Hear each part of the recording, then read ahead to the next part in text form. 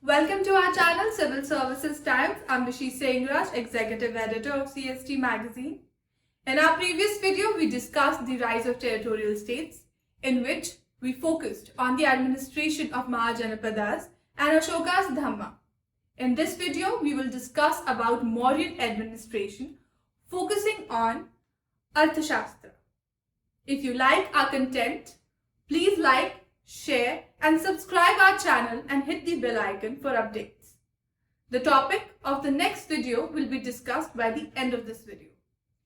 Before starting our topic, for prelims examination, Civil Services Times have designed test series in a set of 10 booklets which is available on our website www.civilservicestimes.com. And also Civil Services Times is relaunching its online interactive 1-to-1 mains test series in November 2020 by CST's Chief Editor Mr. Vivek Israj, who is pioneer of mains test series since 1998 with over 500 selections in the past. You can visit our website civilservicestimes.com for contact details. This video is made taking reference from Civil Services Times Indian History book. You will get detailed facts for prelims as well as in-depth analysis for mains from this book. You can purchase the CST's Indian History book from amazon.in or directly from us through our website www.civilservicestimes.com. The link is given below down in the description box. So coming to our topic, Mauryan administration in light with Arthashastra. Mauryans were the first to build a pan-Indian empire. For the first time in South Asia, political unity, military security and a uniform administrative system allowed for a common economic system and enhanced trade and commerce with increased agricultural production. Chandragupta had united the whole of North India under one rule. Mauryan Empire was the first large, powerful, centralized state in India. The Arthashastra led the foundation of centralized administration of Mauryan governance. The empire was divided into administrative districts or zones, each of which had a hierarchy of officials. The topmost officers from these districts or zones directly reported to the Mauryan ruler. These officers were responsible for collecting taxes, maintaining the army, completing irrigation projects, and maintaining law and order. The principle of governing a state was laid down by Kautilya in Arthashastra. Kautilya, who is also known as Chanakya or Vishnugupta, the Edict of Ashoka and Indica of Megasthenes, give plenty of information about Mauryan rule and its various administrative features. The Mauryan Empire had a centralized administration which was controlled by the emperor. Officials like Amatya, Yuvraj, Senapati and Purohit assisted the emperor. During Chandragupta Maurya's reign, the state regulated trade, levied taxes and standardized weights and measures. Trade and commerce also flourished during this time. State was responsible for providing irrigation facilities, sanitation, and famine relief to its masses. Megasthenes, in his writing, has praised the efficient Mauryan administration. There were 5 important political centers in Mauryan Empire.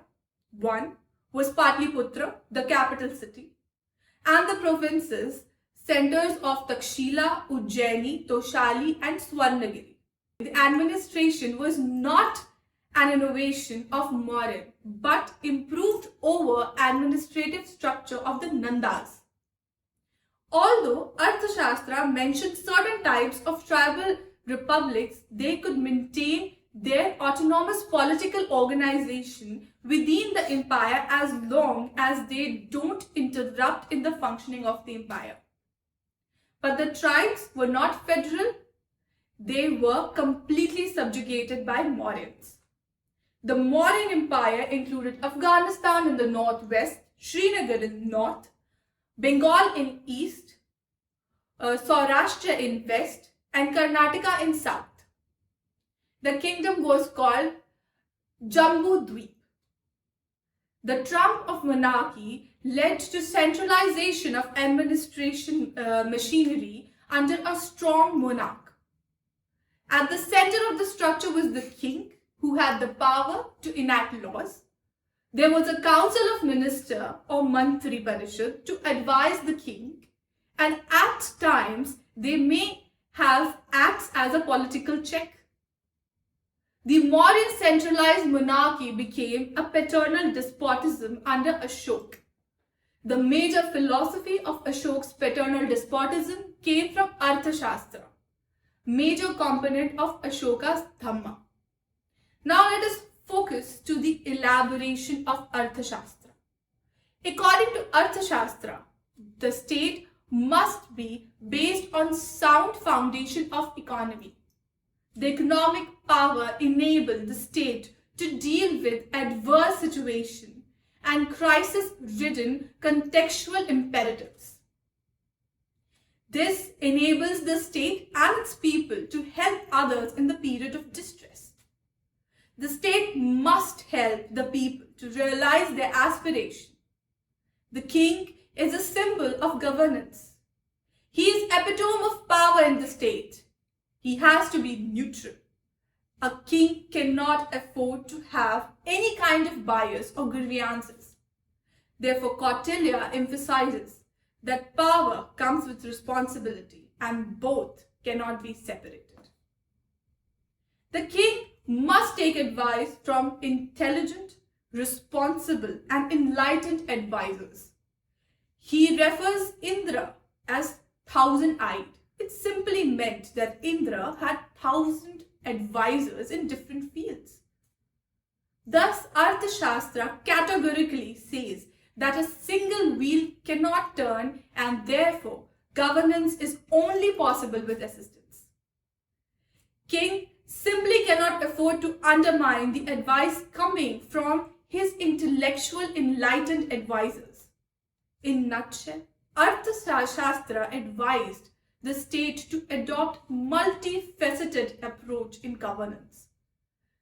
Besides internal administration, that is, dealing with local issues, Arthashastra gives equal importance to law and order, defense, foreign policy. It was necessary for the king not only to protect his state, but also to deal with hostile kings and expand his territories. According to Arthashastra, a king should have combined abilities of a leader, a warrior, of an intellectual, and an innovator. The Saptang theory of state makes the concept of collective effort in the governance under the outstanding proactive leadership of the king. The components of the states are the king, the ministers, the country, the fortified city, the treasury, the army, and the ally. The theory of the circle of kings or the Rajmandal theory is essentially a description of alliance a king has to make with friendly state to deal with the enemy state.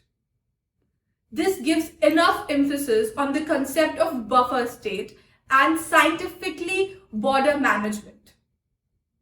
The power of the state is multidimensional, ranging from the power of knowledge, power of treasury, and power of army.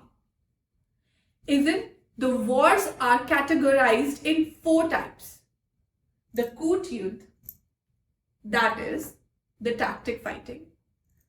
The Mantra Yudh, that is the diplomatic war. The Prakash Yudh, that is the open war.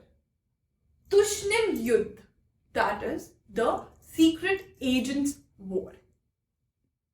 The Sadgunya ascribes 6 attributes to foreign policy: Samdhi, Vigrih, Asankhya, Yankhya, Sansharya, and Dvedi Bhav, which can be translated as making peace with a strong king, making war with prospering, staying quiet when the army is equal to strength, marching when possessed of excellent qualities or exceptional qualities, seeking shelters when depleted in power, following a dual policy of making peace with a stronger king and war with the weaker king.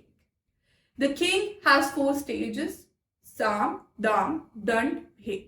Sam means friendship, Dam means gift, Dand means punishment, and in the end, Bhed means division in the conduction of foreign policy.